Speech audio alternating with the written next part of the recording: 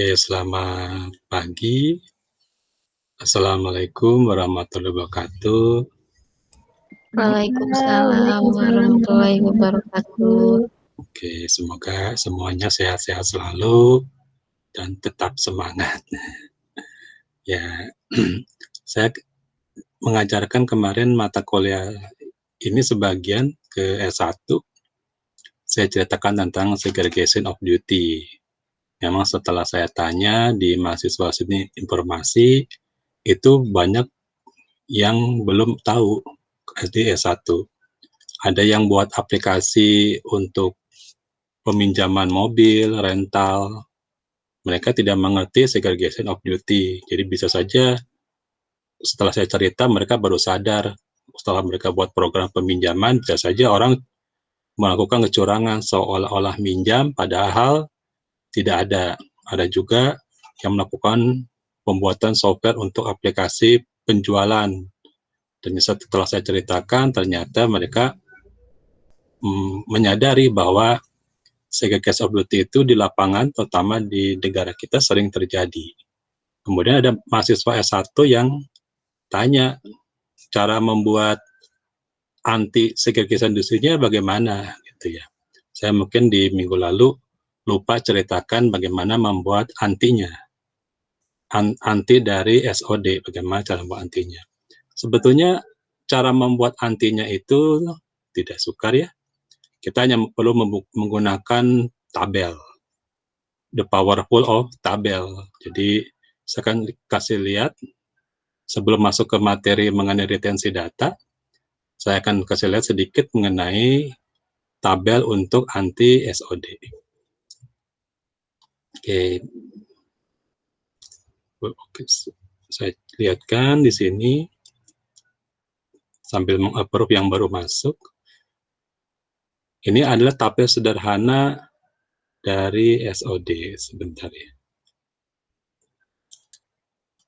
Oh, saya nggak bisa muncul. Sebentar. Saya menampilkan Excel. Excel bisa nggak di-sharing? Coba ya. Nah, ini. Kita lihat sharing. Ya. Mungkin saya tidak tahu apa arti dari peran-peranan yang ada di dalam tabel anti SOD ini ya. Tapi yang kita perlukan mungkin adalah suatu tabel jika maka ya. Jadi jika saya punya peranan ini, maka saya tidak boleh memiliki peranan apa. Saya mungkin kurang tahu apa yang disebut dengan Contract Approver. Semua saya bisa nebak, ini adalah orang yang memberikan izin kontrak. Jadi jika saya bidangnya adalah purchasing supervisor, maka saya tidak boleh memiliki peranan apa. Ini merupakan tabel anti SOD, jadi tidak sukar ya. Ini saya melengkapi yang minggu lalu. Jadi jika kita mempunyai peranan ini, maka kita tidak boleh apa. Nah ini merupakan tabel anti SOD yang paling mudah, yang bisa nanti di-convert menjadi suatu algoritma. Jika yang meng-approve-nya siapa, maka yang membuka suatu field atau suatu data record itu siapa. Tidak boleh melanggar dari anti SOD. Jelas ya? Ini saya lupa cerita, mungkin waktu saya cetak ke S1 mereka bertanya seperti ini. Karena banyak program-program sistem informasi itu yang belum memikirkan anti SOD. Waktu mereka mengecek menggunakan whitebox, mungkin di sini ada yang belum tahu whitebox ya. Whitebox itu adalah pengujian kita sebagai developer. Jadi menguji flowchart, menguji logika, menguji verifikasi, menguji validasi, itu namanya whitebox. Kalau black box kita menguji sebagai orang yang bukan pembuat software. Jadi menguji sebagai orang luar, stakeholder luar. Jadi kalau pakai whitebox kita bisa uji apakah SOD ini terjadi atau tidak terjadi. Jelas ya? Tidak sukar ya? Di sini mungkin ada yang kalau saya tanyakan misalkan di ujian buat contoh SOD yang paling gampang, yang membuat transaksi tidak boleh juga yang menjadi pengizinnya, pemberi izin. Oke, saya tutup dulu. Di sini kalau misalkan perlu, nanti saya bisa berikan file ini. Di sini lengkap ada SOD dynamic list-nya, SOD dataset-nya ya. Nah, seperti ini. If you have this rule, nah ini you cannot have this role gitu ya. Jika Anda bagian ini tidak boleh memiliki peranan ini. Oke, ada yang baru masuk, saya approve dulu siapa ya? Oke, Mas Iqbal baru masuk. Sebentar. Oke, saya tutup ya. Nanti kalau perlu saya sharingkan file ini. Ini namanya file anti SOD. Pindah ke materi baru, ada yang mau tentang SOD? Kalau nggak saya tutup, saya mau masuk ke materi yang baru ya.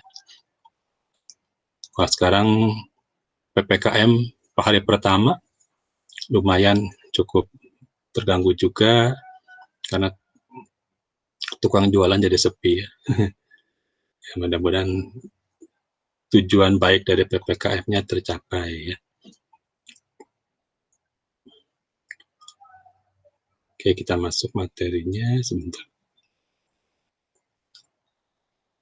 Di dalam ilmu sistem informasi, itu tentang retensi data ini sering dibahas. Tapi di informatika mungkin jarang ya, karena pengelolaan dari tata kelola data itu porsinya lebih banyak di sistem informasi dibandingkan dengan di informatika. Kalau di sistem komputer mungkin hardware-nya ya, bagaimana hardware-nya untuk backup dan untuk servernya menggunakan hardware yang baik ya. Retensi data berarti itu menghitung umur data. Kata retensi berarti ya pensiun, beres. Mengakhiri suatu data boleh dihapus. Nah, kita akan lihat di sini ada isu yang disebut dengan data lifecycle management. Siklus hidup data. Siklus hidup data itu juga mempengaruhi siklus hidup dari suatu informasi, bahkan dari sistem informasinya. Kita akan lihat di sini apa masalahnya yang berhubungan dengan tata kelola dan risiko dan juga compliance. Biasanya data itu tidak mudah untuk kita kelola kalau kita tidak mengerti sifat dari datanya. Ini contoh umur data ya. Di sini ada diambil dari buku teorinya, ada contoh kalau datanya bersifat data kimia tentang mungkin umurnya sekitar 5 tahun. Saya pernah berikan satu pertanyaan, kuis singkat, karena kalau di Indonesia tidak punya data kesehatan, jadi pada saat mau divaksin itu sebetulnya agak susah. Kalau di beberapa negara, kita punya data kesehatan di, kalau kita bilang ya, di bagian desa lah, di desanya atau di bagian kelurahannya kita punya rumah sakit daerah. Kalau di sana rumah sakit daerah itu rumah sakit yang paling kecil. Kalau di Indonesia rumah sakit daerah itu rumah sakit yang cukup besar, yang paling besar malah. Rumah sakit Hasan Sadikin merupakan rumah sakit daerah. Tapi kalau di luar negeri rumah sakit daerah adalah suatu poliklinik yang kecil. Sedangkan rumah sakit umum disebutnya rumah sakit pusat. Jadi di setiap konti atau di setiap kota madya itu ada rumah sakit pusat. Nah, data kita itu direkam di dalam rumah sakit daerah. Jadi riwayat sakitnya sudah lengkap. Maka di Inggris itu para lansia pada saat divaksin itu mudah. Karena data riwayat sakitnya itu ada apa namanya? Komordial apa? Ada yang tahu nama? Saya lihat di televisi penyakit apa komordial atau benar? Kalau saya salah tolong apa namanya? Komorbid. Terima kasih Mas. Komorbid ya. Jadi kalau tidak punya penyakit bawaan itu mudah. Karena data rumah sakitnya lengkap. Jadi seorang yang sudah yang punya gaji itu langsung mendapatkan asuransi kesehatan dan data kesehatan langsung tercatat sejak dia mempunyai gaji. Jadi kalau kita orang sana mungkin sejak kita umur 17 tahun sudah terekam data kesehatan. Jadi komorbidnya ketahuan. Nah, data itu akan disimpan dalam waktu sampai kita meninggal. Jadi retensi untuk komorbid itu sampai kita meninggal. Di sini kalau misalkan jenis datanya tidak terlalu penting ya, waktunya menyesuaikan. Dan untuk menghapusnya tentunya ada alasan tertentu. Ya, kalau orang yang sudah meninggal, datanya dihapus, atau mungkin sebagian disimpan, data yang tidak terlalu penting boleh dihapus. Nah, itu retensi. Mengapa jadi masalah? Ya, karena penyimpanannya semakin banyak. Apalagi kalau berhubungan dengan big data ya, itu bingung mana yang mau disimpan, mana yang tidak. Itu bisa menghabiskan sumber daya server cukup besar. Kalau untuk data-data statistik atau data yang bersifat statis, bukan data yang bersifat dinamik, misalkan data manusia, data pekerja itu kan bersifatnya statis, mungkin itu lebih mudah karena tidak terlalu banyak. Tapi kalau data yang bersifat dinamik, data-data transaksi itu menjadi masalah. Nah, ini umur-umur yang tercatat di buku teori medical record itu sampai dengan meninggal, termination ditambah dengan 30 tahun. Jadi di sini employee medical record, kalau ada yang sudah meninggal, maka datanya dipertahankan 30 tahun. Itu. Kalau di kita, nggak tahu beberapa ya, saya cek di situs, beberapa situs itu tidak menceritakan mengenai retensi, berapa lama akan dihapus. Mungkin ini secara teoritis, ada data copyright itu disimpannya selama umur dari copyright 95 tahun. Data karyawan ya sampai dari dia selesai atau dipensiunkan sampai dengan 10 tahun paling bawah. Oke. Nah, kemudian masalahnya di sini, mungkin ini terlalu teoritis, kita lihat masalah yang dialami di universitas. Nah, ini pertanyaannya ya. Berapa umur data dari mahasiswa S1? Ini tidak registrasi ulang, atau mungkin dia cuti, atau dia hilang tanpa kabar. Sebelum benar-benar boleh dihapus dari pangkalan data universitas. Jadi pada tahun tertentu dicek, ternyata jumlah mahasiswa dengan jumlah dosen itu rasionya besar sekali. Mahasiswanya sangat banyak, dosennya sangat sedikit seolah-olah. Itu membuat kampus menjadi tidak sehat. Tapi setelah diselidiki, ternyata data mahasiswa tersebut tidak semuanya mahasiswa yang benar-benar aktif. Ada mahasiswa yang tidak registrasi, ada yang tidak tanpa kabar, entah keluar, entah pindah. Sehingga data tersebut menjadi bengkak dan rasio dosen terhadap mahasiswa menjadi kecil. Ini menurunkan penilaian dari universitas. Karena seolah-olah kita punya mahasiswa yang sangat banyak, student body besar, dosennya masih kekurangan. Padahal justru data tersebut yang tidak kita rapihkan. Nah, jadi kemudian pertanyaannya, ada beberapa pimpinan mengatakan, sudah hapus saja data ini. Tapi ada yang bilang, jangan, takutnya mahasiswanya kalau di swasta kan bisa kembali lagi, walaupun sudah berapa tahun dia nggak muncul, dia bisa bayar lagi, bisa kuliah lagi, katanya. Nah, ini jadi perdebatan. Karena kita bingung, kapan dia dihapus. Kalau nggak dihapus, masalahnya rasio dosen dan mahasiswa terlalu kecil. Kalau dihapus, takutnya dia kembali lagi. Atau khawatirnya ternyata tiba-tiba dia mendapatkan penghargaan, sedangkan datanya keburu dihapus, jadi nggak ketahuan dia mahasiswa universitas atau bukan. Nah, itu jadi akhirnya diputuskan berapa tahun dia dihapus. Akhirnya yang mungkin paling mudah sekitar batas waktu dari kuliah S1, yaitu 7 tahun, ditambah dengan 3 tahun. 10 tahun. Jadi 10 tahun lah yang dipilihnya. Ini kasus satu ya. Jadi kadang-kadang kita kalau ngapus juga susah. Misalkan ada kasus kedua sebelum sempat tulis ya.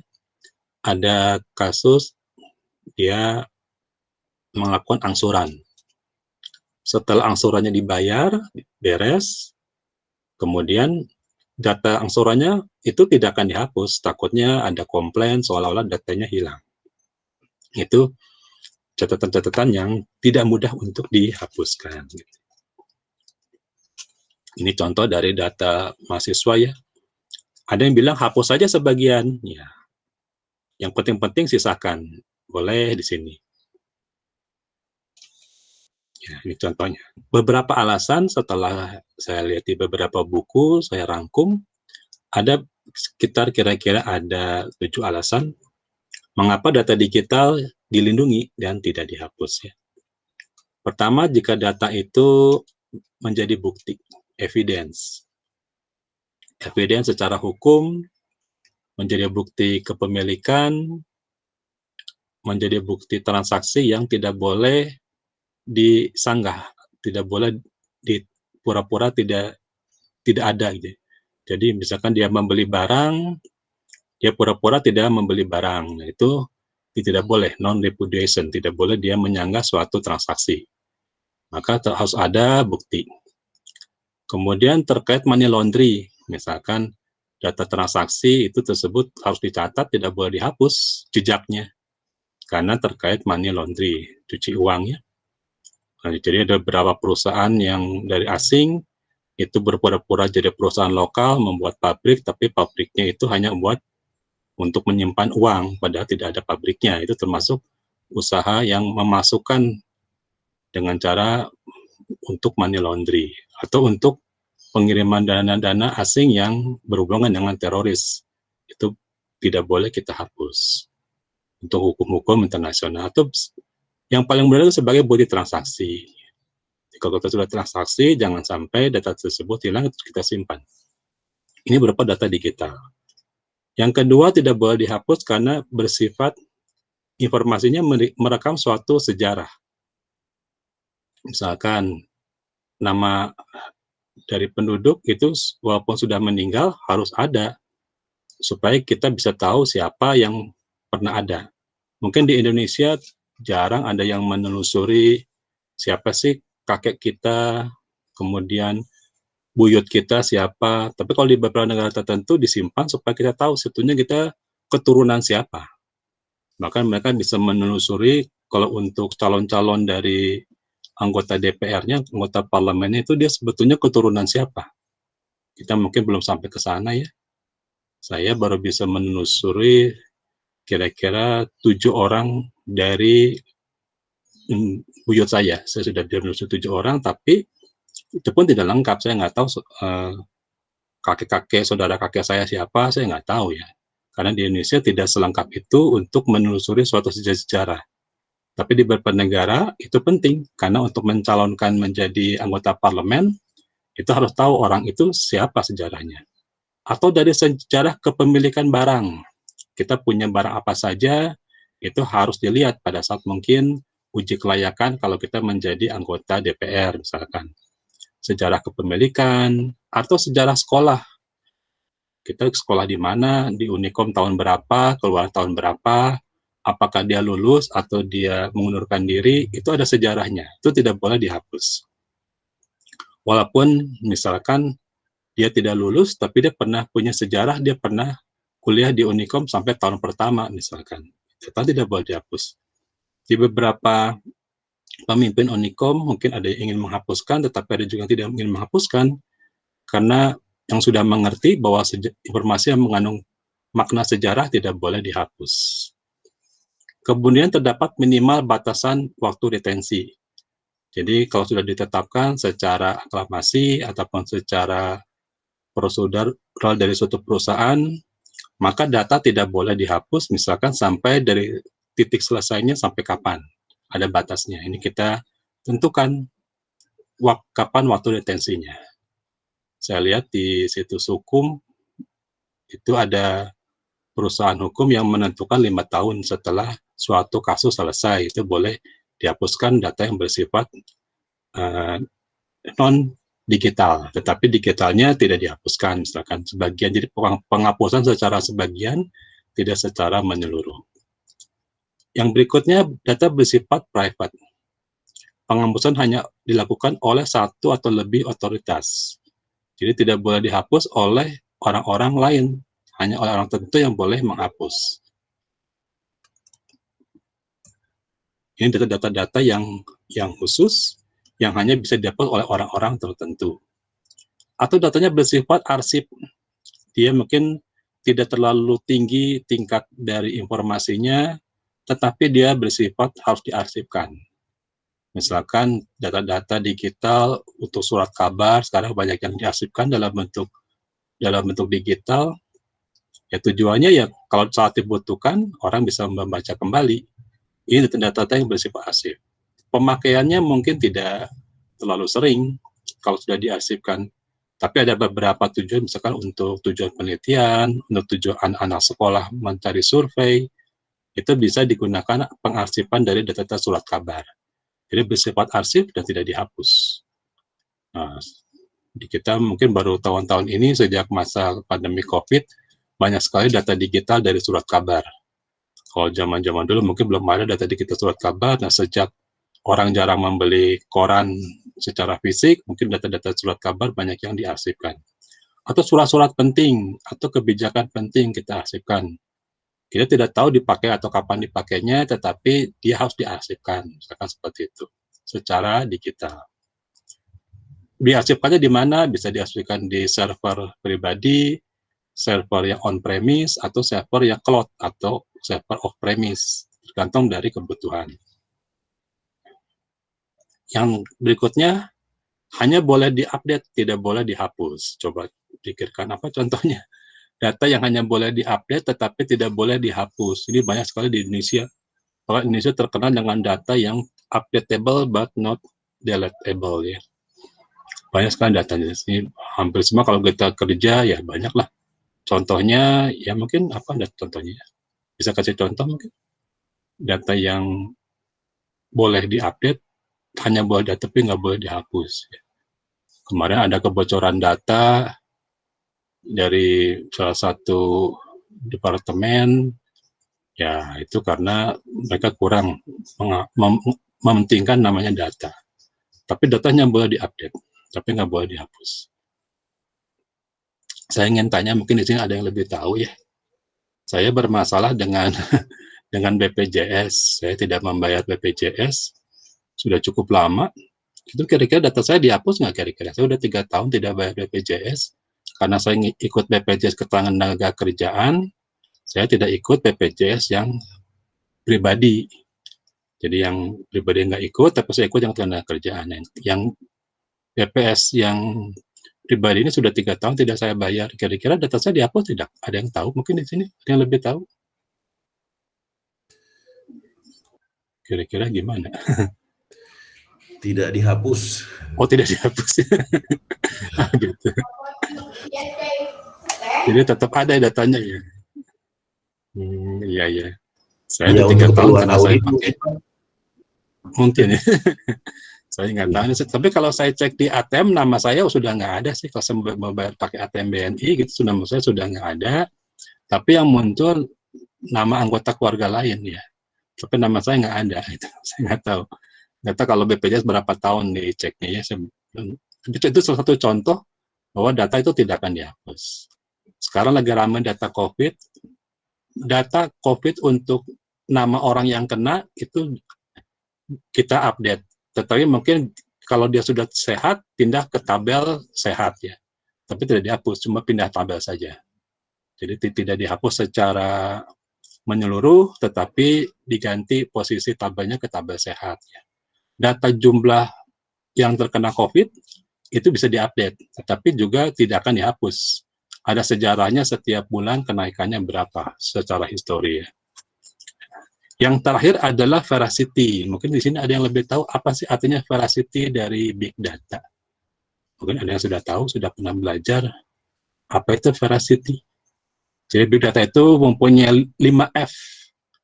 Ada volume, ada variety. Salah satunya yang ditambahkan adalah veracity. Ada yang tahu veracity dari big data? Kita kuliah big data tidak terlalu banyak ya.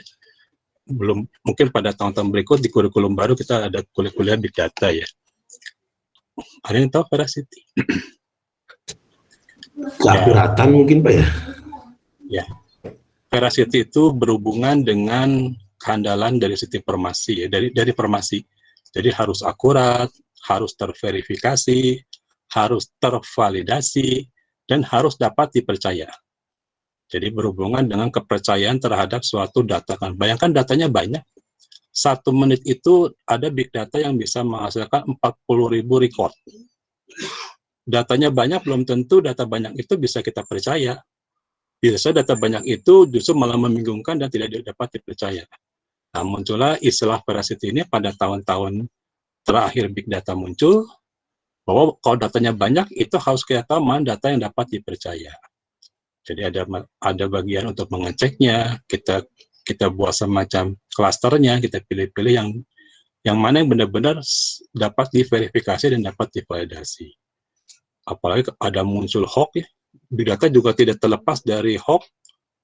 Data yang masuk itu belum tentu data yang dapat kita percaya. Jadi muncullah veracity, berarti data yang harus dapat dipercaya, diverifikasi, divalidasi, datanya memiliki nilai kehandalan dan kepercayaan.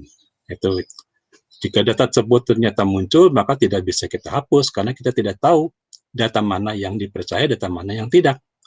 Maka harus ada inspeksi tersendiri untuk menentukan data mana yang dipercaya. Jadi ya sudah, akhirnya big data masuk semua. 1 menit masuk 40.000 record. Bayangkan dalam waktu 1 hari, dalam waktu seminggu, dalam waktu setahun, itu servernya gimana servernya? Akan banyak data yang numpuk di server, tapi nggak bisa dihapus ya, karena kita harus punya tool sendiri untuk memverifikasinya mana yang bisa dihapus, yang tidak dipercaya, dan mana yang tidak boleh dihapus karena dipercaya gitu ya. Nah, di sini ada beberapa ISO yang digunakan untuk merekam data. Jadi kalau berhubungan dengan data, cara perekaman dari digital, dari analog ke digital itu ada beberapa ISO dan manajemen perekaman kalau untuk berhubungan dengan data. Nah, di bagian ISO 15489 itu ada juga yang berhubungan dengan retensi.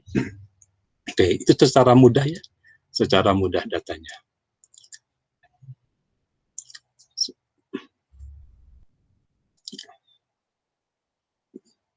Ada ilmunya secara teoritis yang disebut dengan data life management. Dulu pertama kali muncul ilmu ini disebut dengan DLM. Kemudian berkembang menjadi Information Lifecycle Management ILM. Sekarang sampai dengan hari ini mungkin namanya menggunakan DLM, meskipun sudah ada yang terbaru yaitu Total Lifecycle Management, tetapi tetap saja beberapa orang masih menggunakan istilah DLM dan ILM. Jadi manajemen untuk siklus hidup data, kapan data itu diciptakan, kapan data tersebut harus dihapus, kapan data tersebut harus di-backup. Jadi kalau di-backup berarti bersifat arsip, tidak akan dihapus. Data tersebut ada yang terstruktur, ada juga yang tidak terstruktur. Berarti kalau terstruktur berupa rekod-rekod data, kalau tidak terstruktur itu berupa gambar mungkin, berupa diagram, berupa tabel langsung yang bukan rekod. Nah, itu tidak terstruktur. Atau yang semi terstruktur. Nah, ketiga sifat tersebut, kedua-duanya harus kita lihat mana yang punya retensinya, yang mana yang tidak. Ini data lifecycle management secara teoritis ya. Itu isinya ada data availability, ada kualitas untuk penyimpanan harus baik, melindungi dan merecovery data. Ada juga data growth and reduction untuk menghitung bagaimana pertumbuhan dari suatu data, bagaimana nilai data, dan bagaimana biaya penyimpanan.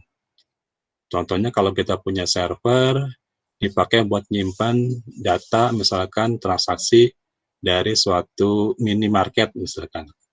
Kita hitung sehari itu datanya dapat berapa rekod, nanti kalau sudah setahun berapa, berarti servernya harus berapa. Nah, kita hitung secara normal, kita ratakan misalkan, berapa sih hard disk yang harus kita beli, daya simpannya harus berapa, itu kita hitung. Jadi seorang magister sistem informasi biasanya menghitung pertumbuhan atau dinamika dari pertumbuhan data. Kemudian nanti data mana yang bersifat harus disimpan, memiliki value yang tinggi, dan berapa biaya penyimpanan. Penyimpanannya apakah mau di cloud atau mau di server milik sendiri. Ya tergantung mana yang paling mudah. Sekarang kalau di Amazon, di AWS, itu kita bisa beli server dengan ukuran yang bervariasi terserah kita. Kalau pakai AWS, ya namanya sistemnya EC2, Elastic Computing Cloud ya. Dan kita bisa beli sendiri. Kemudian terkait dengan compliance mengenai kepatuhan terhadap aturan retensi, data integrity, dan proses pencarian data atau e-discovery. Di Google sendiri kalau kita lihat tuh banyak sekali data yang sudah lama tidak lagi dipakai, tetapi jika data tersebut ada update-nya maka dia akan lebih diupdate daripada dia dihapus atau dia disimpannya.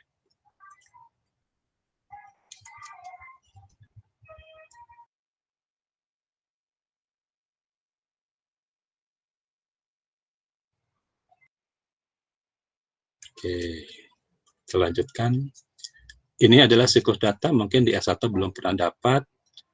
Yang paling sering dilupakan adalah backup. Data itu harus di-backup secara otomatis. Ada beberapa teknologi backup yang cukup terkenal sekarang adalah yang disebut dengan N2WS. N2WS itu singkatan dari Not to Worry System. Dulunya dibeli oleh satu perusahaan namanya Frame, kemudian dikembalikan lagi kepada Amazon. Jadi Amazon sekarang yang memiliki teknologi untuk backup. Proses backup itu penting. Untuk data yang terstruktur mudah, karena sifatnya record. Untuk data yang tidak terstruktur mungkin agak susah. Ya, mungkin gambar-gambar yang penting itu dengan format JPG, PDF itu kita backup. Kemudian proses untuk mendapatkannya itu retrieval. Kalau setelah kita simpan, kita terus tahu bagaimana cara mendapatkannya. Kalau datanya sedikit gampang ya, tapi kalau datanya banyak, retrieval itu agak susah. Retrieval bisa mencari data ke satu server atau ke beberapa server sekaligus. Kemudian ada archive atau arsip, proses pengarsipan itu bagaimana caranya, apakah mengikuti aturan dari tanggal, apakah mengikuti aturan dari jenis-jenis data, nah itu arsipnya bagaimana. Dan proses untuk menghapus, disposal atau detention. Data-data yang sudah ada data terbarunya, maka data lamanya dihapus, supaya tidak bingung. Ada kasus, seseorang itu statusnya adalah, kalau di dosen itu tingkat jabatan fungsionalnya asisten ahli. Tapi pada saat dicek, dia jabatannya itu sudah lektor. Maka yang asisten ahli harus kita hapus, supaya tidak membingungkan. Kemudian ada dosen yang ingin naik jabatan fungsionalnya itu ke lebih tinggi. Pada saat dicek oleh pusat, ternyata dia masih tercatat di 3 universitas. Sehingga tidak bisa melanjutkan pengajuan jabatan fungsional. Karena 3 data tersebut, di 3 universitas tersebut tidak dihapus. Mungkin sebelum dia masuk ke universitas terakhir, dia menjadi dosen di universitas yang mana, kemudian yang kedua, itu tidak dihapus. Sehingga karena tidak dihapus, itu merugikan.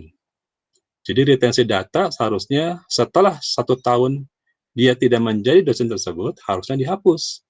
Mungkin ada beberapa universitas yang sebelumnya mungkin menggunakan gelar doktornya untuk promosi, sehingga tidak dihapus. Sehingga dosen ini pada saat mau naik ke jabatan ditolak. Karena syarat untuk maju ke jabatan tidak boleh menjadi dosen di beberapa universitas sebagai dosen tetap. Nah, ini merupakan masalah retensi yang ada di dunia pendidikan, khususnya di universitas, di pendidikan tinggi. Banyak sekali data-data tersebut yang mengganggu. Ini siklusnya ya, dari siklus disebut dengan life cycle, berarti muncul dari penciptaan, create, store, sampai destroy, menghapusnya ya. Jadi kalau tidak di backup datanya, berarti data tersebut sudah tidak lagi bermanfaat. Atau kalau lebih tinggi, informasi tersebut sudah tidak bermanfaat. Kita harus hapus supaya tidak merugikan. Misalkan ada yang mengajukan cicilan rumah ke satu bank. Ternyata pada saat dicek, dia masih bermasalah dengan 3 cicilan lain yang ada di bank-bank swasta. Nah, ini bisa jadi memang dia belum membayar, atau database di bank swasta tersebut yang tidak benar. itu akan merugikan seseorang. Ada kasus juga mahasiswa karyawan itu yang ingin menikah lagi, ternyata statusnya itu dia masih belum duda atau lajang, sehingga pada saat ingin menikah itu agak susah, harus mengurus dulu statusnya. Padahal dia sudah lama menduda, cukup lama, jadi dari kira-kira 7 tahun, ya itu agak susah. Jadi fase tensi ini tidak boleh dihilangkan. Atau misalkan kepemilikan tanah, jika datanya tidak ada, belum tentu data tersebut tidak ada di tempat lain. Banyak sekali masalah di Kota Madya Bandung ini, ada beberapa data kepemilikan tanah yang tidak jelas. Pada saat kita ingin mendirikan bangunan, tentu data tersebut adalah milik dari orang-orang zaman peninggalan zaman Belanda dulu, yang ternyata sertifikatnya lebih sah. Itu kan menjadi masalah. Kita tidak memiliki data, kita tidak tahu data mana yang benar. Kita juga tidak bisa mengupdate karena data tersebut masih meragukan. Ini tidak mudah untuk mengupdate-nya. Jadi ada beberapa data yang butuh semacam penyelidikan untuk melakukan suatu update. Tidak sembarangan bisa mengupdate, tidak sembarangan bisa menghapus. Harus ada orang yang mengotorisasinya. Ya, itu contohnya ya. Ini contohnya, saya berikan contoh. Ya, saya akan lihat nih. Ini dari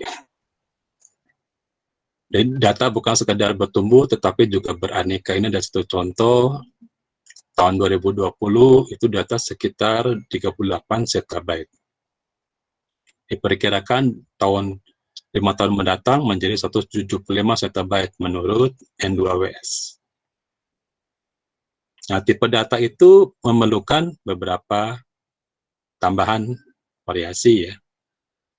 Kita sebut sebagai variasi. Misalkan syarat penyimpanan itu bagaimana, syarat penyimpanan. Kalau data terstruktur bagaimana. Periode retensi harus kita atur ya. Kapan data tersebut bisa dihapus, kapan bisa di-backup, kapan masih dipakai. Pemulihan data bagaimana? Kalau misalkan ada data yang dihapus, apakah benar-benar dihapus atau pindah ke folder trash sehingga suatu saat dapat lagi diambil. Kemudian backup mau secara otomatis mau berapa lama? Kalau di sini ada yang kerja di kantor, kadang-kadang backup itu secara manual, jarang ada yang otomatis. Ada juga persyaratan RTO, ada juga RPO. Siapa di sini yang sudah tahu apa itu RTO? Apa itu RPO? Nah, ini adalah kalau kita tidak compliant kepada DLM, kita tidak peduli kepada DLM, ada masalah konsekuensi, yaitu misalkan kita tidak tahu di mana data tersebut berada disimpan. Jadi pada saat kita melakukan penyimpanan, karena sangat banyak kita nggak tahu, kita perlu program untuk searching-nya di mana data tersebut disimpan. Kalau kita tahu kata kuncinya, mudah mencarinya. Tapi kalau kita nggak tahu, agak susah. Atau juga karena karena kesalahan manusia atau bug, karena program, bisa saja data hilang. Kita salah merename, salah menghapus, bisa data hilang. Karena tidak ada pencegahan untuk proses penghapusan, kita salah. Kita sudah hapus, jadi data itu penting, yang tidak bisa dikembalikan. Atau data yang bocor ya, jatuh pada tangan orang yang tidak tepat atau kebocoran. Ini paling bahaya, seperti kemarin itu ada satu BUMN yang dituduh datanya bocor ya. Jadi jatuh bukan kepada orang yang boleh mempergunakan. Tidak boleh ya itu.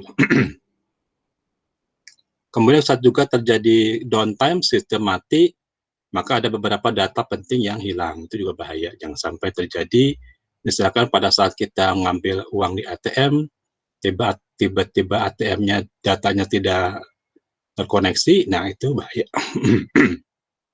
Oke. Banyak sekali masalah kerugian yang muncul kalau kita tidak patuh kepada data. Bahkan juga ada denda karena kita tidak patuh terhadap data ya. Oke. Kita kembali ke teori. Ini yang dibutuhkan dari DLM. Data harus dilindungi, dapat di-recovery, dapat diarsipkan, memiliki quality of services yang baik, dan manajemen pertumbuhan data. Adanya otomatisasi untuk menentukan di mana data tersebut disimpan. Pada saat dia expire, ada pemberitahuan data mana yang bisa dihapus, berapa perhitungan retensi juga secara otomatis, ada login untuk audit, jadi ketahuan data tersebut kapan saja, misalkan di recovery, di update, kita ada jejaknya, dapat diketahui. Ada beberapa peraturan yang harus kita tetapkan dalam otomatisasi ini, sampai berhubungan dengan transparansi ya. Kita harus dapat diakses secara uniform oleh stakeholder yang berkepentingan, datanya jelas di sini. Oke, saya agak cepat. Nah, ini adalah standar-standar yang dipakai di industri yang berhubungan dengan data life cycle. Silakan lihat sebentar ya. Banyak nih datanya. Yang sebelah kiri berhubungan dengan ilmu software. Yang kanan berhubungan dengan enterprise architect. Yang sebelah kanan lagi berhubungan dengan lingkungan alam dan hubungan sosial terhadap masyarakat. Oke, kita pasang. Ini standarnya. Jadi proses-proses pembuatan software mau pakai SDLC seperti apa? Kemarin itu ada mahasiswa S1 sistem informasi menggunakan sistem namanya RAD. RAD itu ada RAD Application Development. Terdiri dari 4 fase pembuatan sistem secara manajemen proyek untuk program software. Jadi dari 4 fase tersebut mulai dari pembuatan, penganalisisan kebutuhan kelayakan, pertumbuhan data, verifikasi, pengujian, dan testing. Itu ada 4 menggunakan RAD. Nah, tujuannya apa? Jangan sampai ada informasi atau data yang tidak bisa terpenuhi dengan kebutuhan. Jadi kalau jumlah pengguna sistem tersebut banyak, maka bagaimana proses penyimpanan data, apakah bandwidth-nya cukup, apakah penyimpanannya, daya tampungnya cukup, itu menggunakan RAD. Jadi salah satu project management atau software itu menggunakan SDLC yang tipenya adalah RAD ya. Silakan kalau yang tertarik, tipe RAD itu termasuk yang paling sering dipakai. Nah, ini standarnya. Dari sisi enterprise itu berhubungan dengan framework untuk membuat software ya. Bagaimana caranya kita mengawetkan software. Dari sisi lingkungan itu berhubungan dengan impact terhadap lingkungan, mengurangi dampak-dampak karena pemanasan global, karena penggunaan internet listrik yang terlalu besar, server yang selalu menyala setiap saat. Nah, itu berhubungan dengan lingkungan. Sedangkan lingkungan sosial ini tanggung jawab kita untuk terhadap pengaruh-pengaruh data-data yang bersifat sosial media ya. Oke, ini standarnya. Nah, di sini ada penelitian dari Saiko. Apa sih indikator dari suatu penghapusan data? Ya, mengatakan kalau datanya jarang diakses, frekuensinya sekecil, ya berarti kemungkinan kita bisa hapus. Usia datanya berapa dihitung? Kapan terakhir dimodifikasi?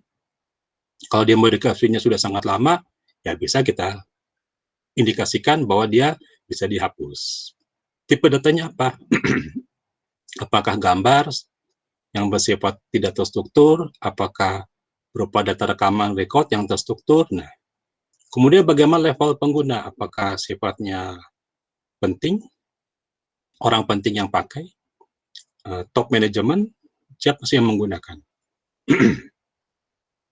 Dari sana kita bisa menghitung nilai informasi untuk menentukan bagaimana kita membangun informasi tersebut. Value-nya bagaimana? Apakah masih bervalue, masih bernilai, atau sudah tidak bernilai dapat kita simpan di backup, atau bisa kita hapus kalau sama sekali tidak mempunyai nilai. Nilai apa saja? Nah, saya akan mengatakan informasi memiliki nilai kepentingan dan kerugian jika dia dihapus atau dia dipertahankan. Kemudian ada berapa cost-nya untuk menyimpan, Kemudian apakah dia mengandung nilai tertentu untuk kompetisi dengan pasar? Jika tidak, mungkin nggak perlu kita simpan. Atau hanya sekedar kepatuhan yang berhubungan dengan audit misalkan. Yang kemudian adalah waktu, berapa lama informasi tersebut masih aktual. Kalau sudah tidak aktual, ya berarti bisa kita hapus. Ya. Nah, ini gambarnya cukup bagus ya.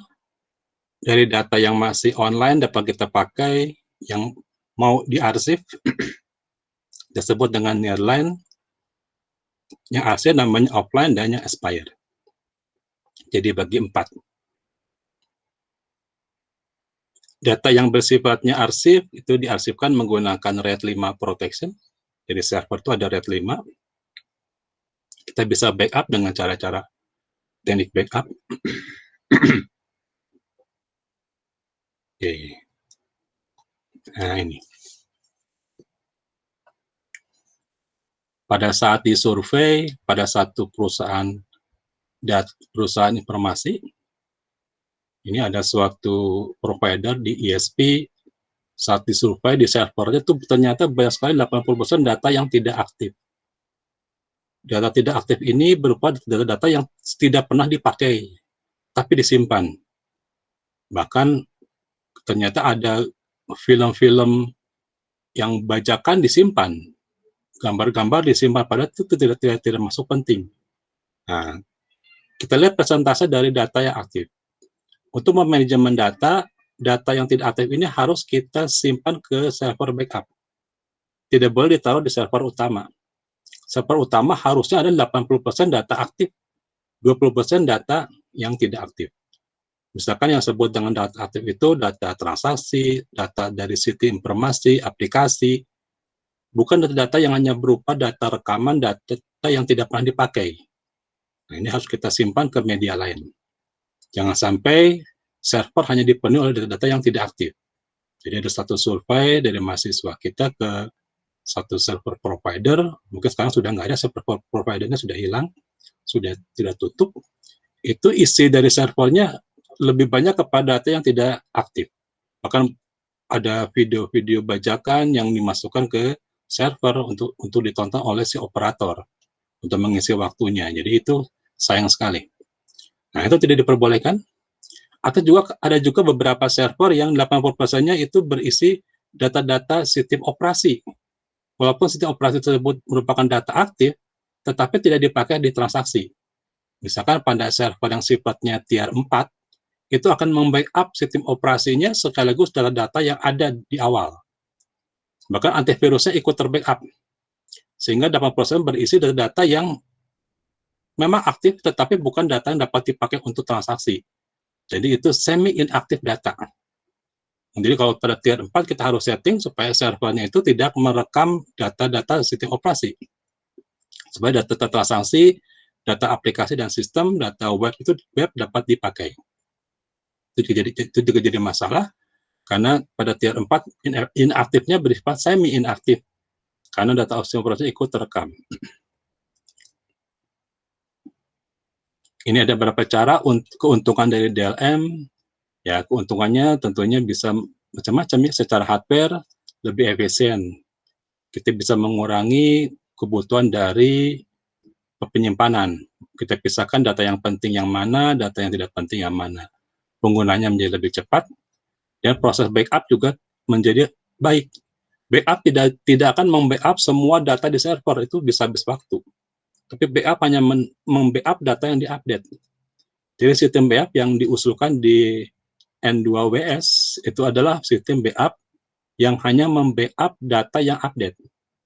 Jadi kalau datanya sudah cukup lama dan waktu backup-nya lebih dari hari ini, tidak akan di backup.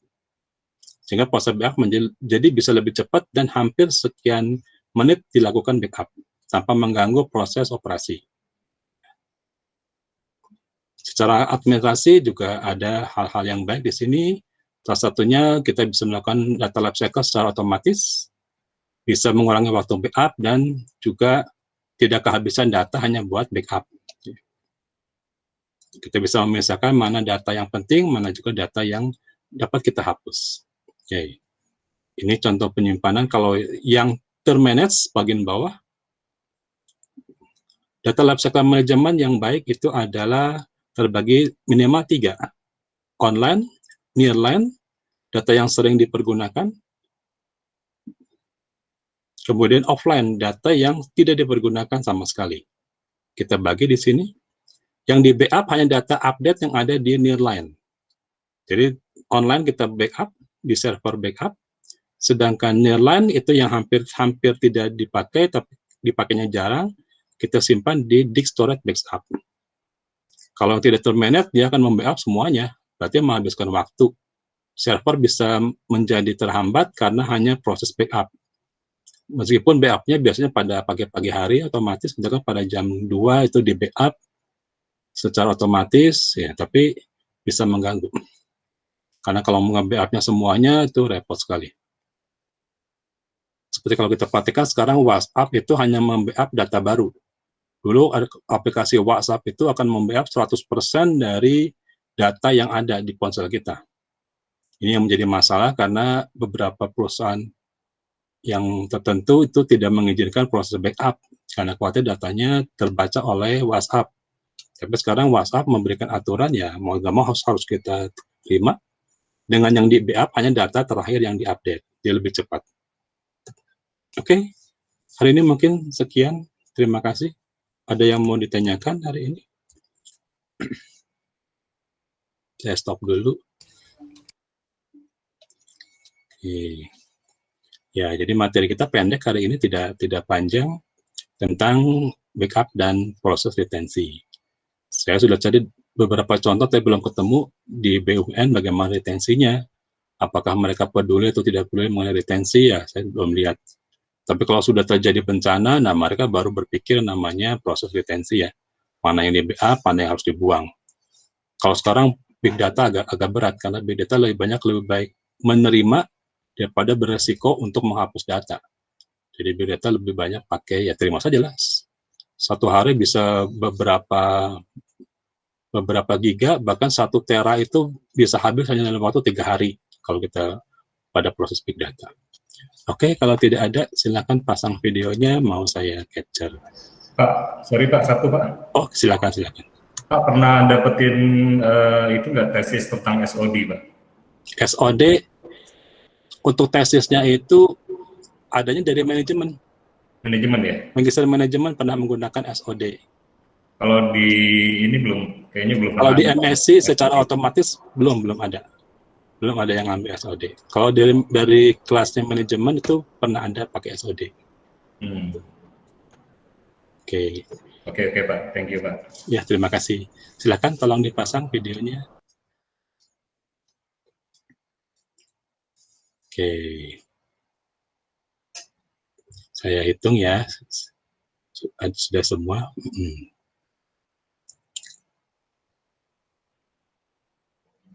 Oke, 1,